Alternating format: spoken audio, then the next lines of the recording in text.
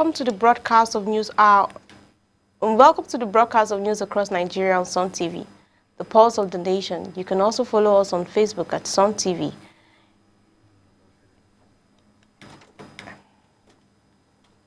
And on YouTube.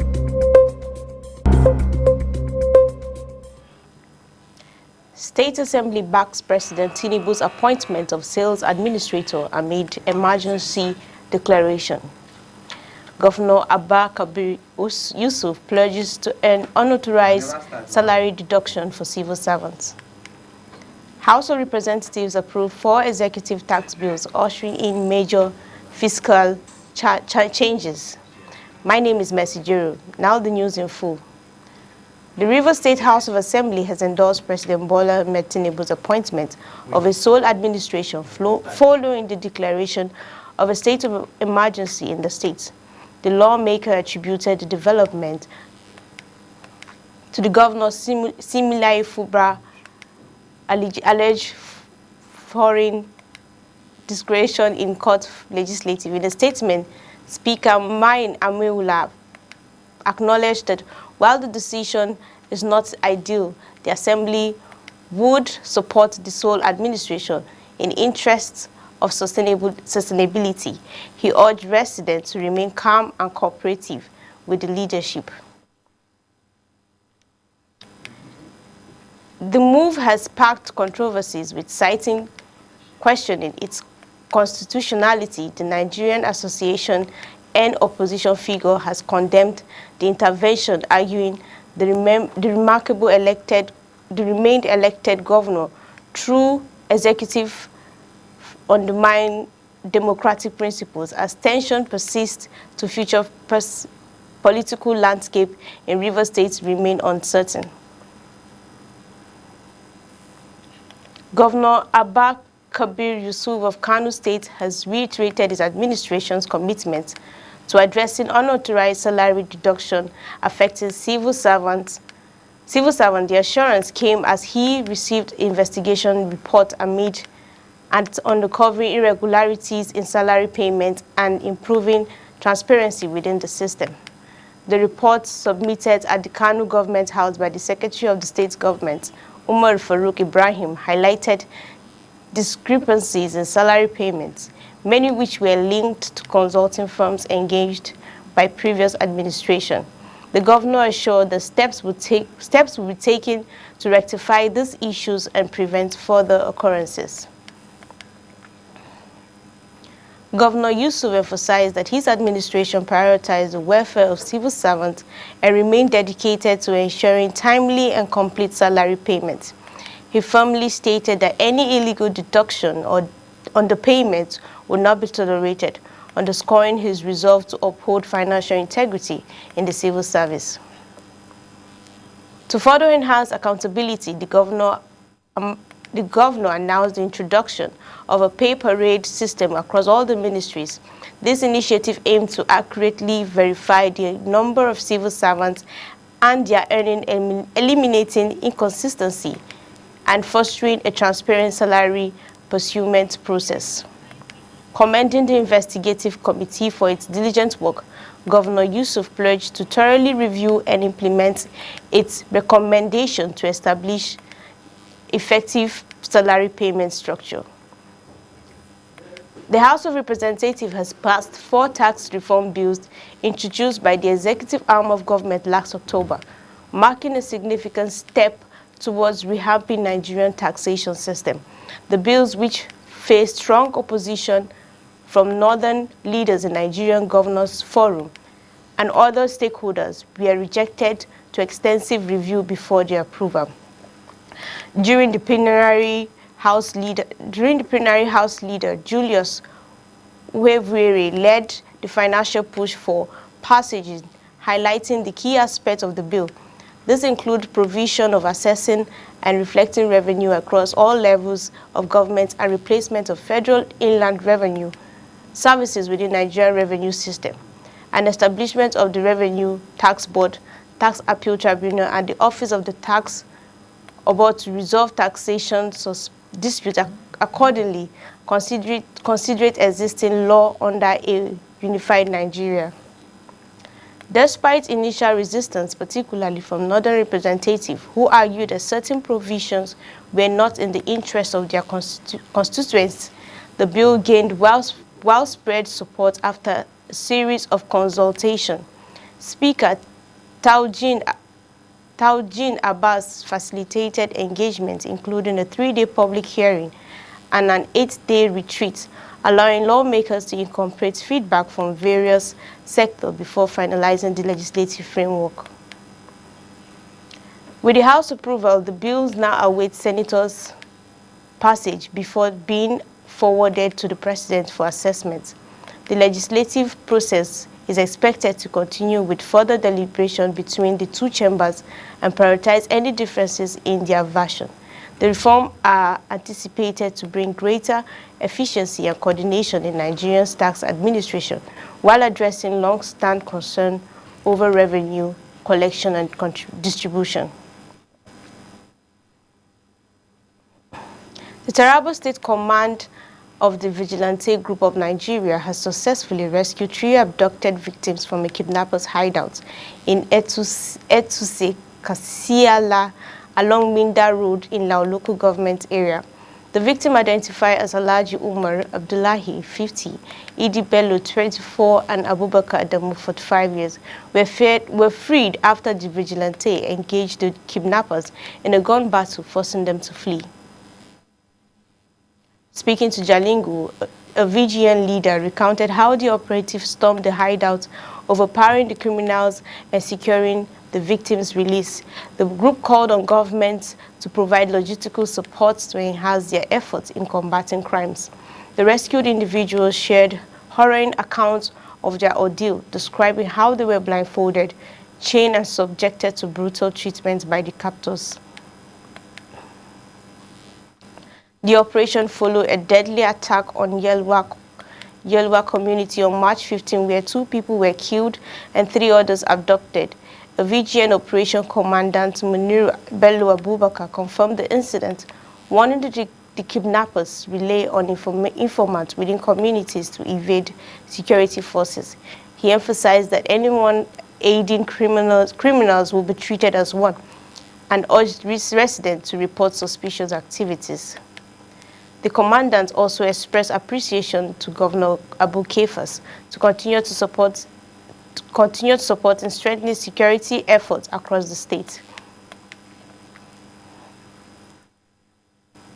Suspected herdsmen launched coordinated attack on Jatu Aka and Anwasi community in Kwade local government area of Benue State, resulting in the death of a man, Lofa Gina, and his 4-year-old child.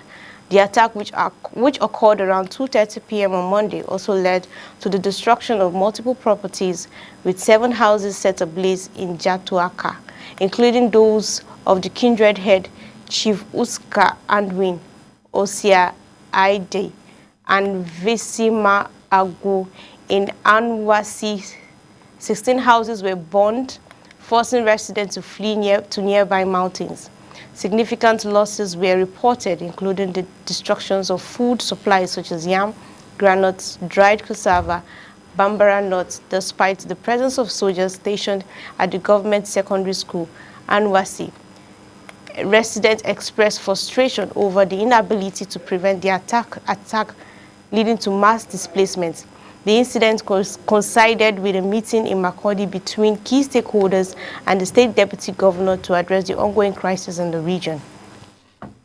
As fears spread, more residents are evacuating the affected area, while authorities are yet to issue an official response to the attack. The latest violence underscoring the growing insecurity in Benue State, with calls for urgent government intervention to prevent further escalation.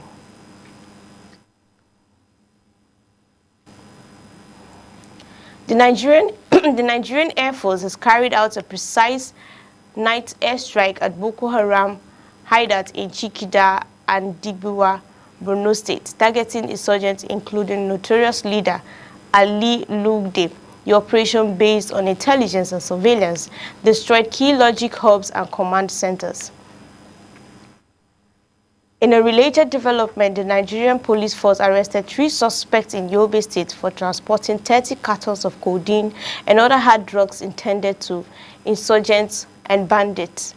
Another suspect, a 30-year-old woman, was intercepted smuggling 124 rounds of live ammunition concealed in palm oil container.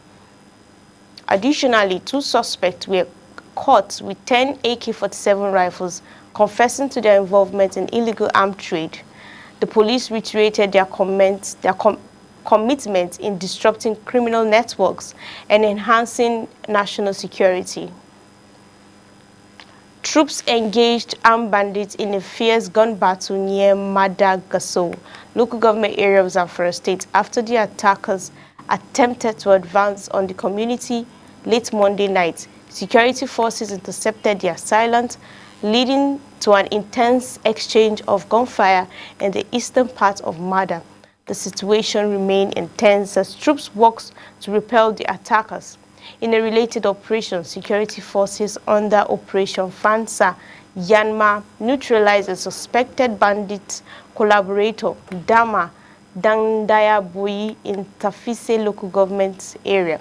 Dama, a former security guard who allegedly aligned with Fulani Herds group, was intercepted with suspected bandits on March 17.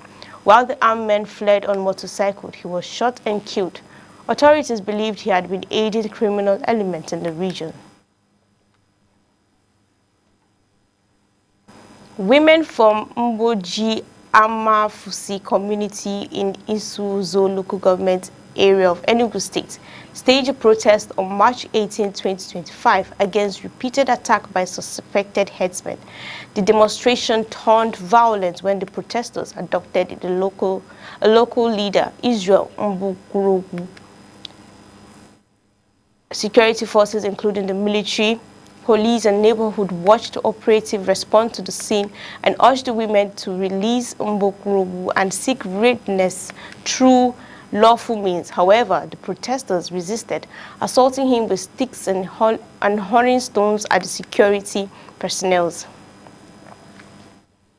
To control the situation, security operatives used minimal force to diverse the crowd and successfully rescued Mbukurugu. He was later taken to a Faithland Hospital, Ikem, for treatment of injuries sustained during the incident. The Abeokuta North local government in Ogun State has launched a comprehensive initiative to tackle open defecation, a growing public health concern in the area. The council chairman, Mr. Lanre Oyebola Sodipo, announced that the administration is implementing strict measures, including the deployment of mobile toilets and the establishment of safety and environment marshal to enforce sanitation law. Citing a UNICEF report that identifies the local government as one of the worst affected in the state, Oyebola Sodipo warned that failure to act could pose serious health risks to residents. As part of the new regulations, individuals hosting social events within the local government must provide mobile toilets for their guests. Event organizations who fail to comply risk prosecution and their gathering may be shut down. The administration has also introduced reforms to improve revenue collection, addressing financial leakage that previously weakened the local government finance. A revenue monitoring team led by the Vice Chairman, Mr. Tajuddin Egbeyemi, has expanded the number of identified revenue sources from approximately 10 to 67, and the plans to digitalize the collection process effectively. Oyebola Sodipo commended Governor Dapo Abiodun for supporting grassroots governance and assured residents that significant development projects would soon be evident across the local government. He reaffirmed his commitment to policies that prioritize the well-being of the people, emphasizing that the new measures aim to improve the public hygiene environment, environmental safety, and overall quality of life.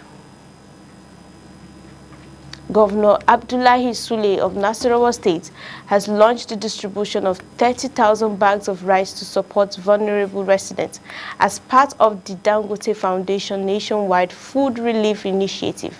The program, which aimed to distribute 1 million 10 kilogram bags of rice across selected states, is designed to alleviate food insecurity amid economic challenges.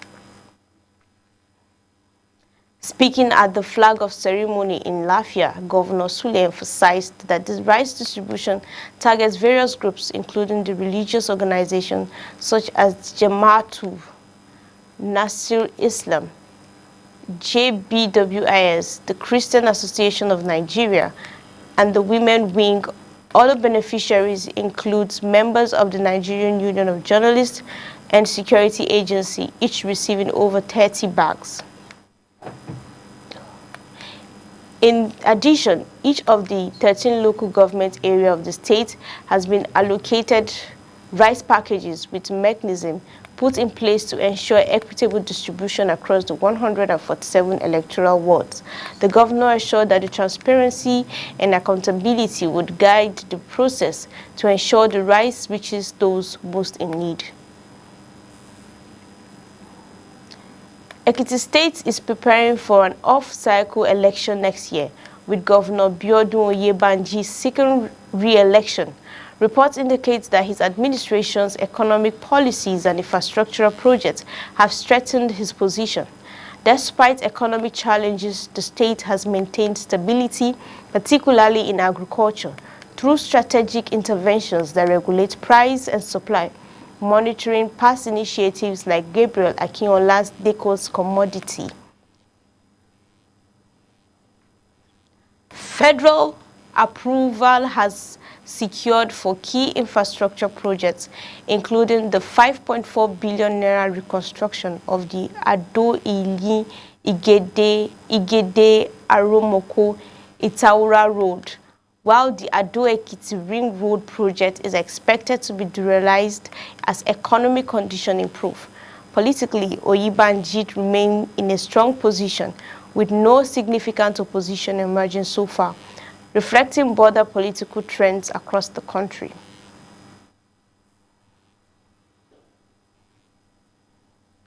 The National Agency for Prohibition of Trafficking in Persons has recorded 37 cases of human trafficking in Bauchi State.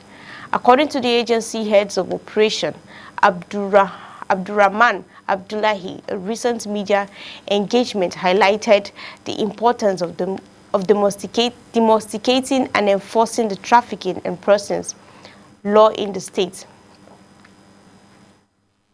In February 2025, NAPTID rescued a conviction against a trafficker, resulting in a 5-year prison sentence and a fine of 2 million naira. Abdullahi emphasized that the judgment aligns with the agency's amended law and reiterated NAPTID's commitment to grassroots awareness campaign to combat human trafficking effectively. Kaduna State Pilgrims Welfare Agency has sought to continued support of the Nigerian Airspace Management Agency to ensure seamless Hajj operations in 2025.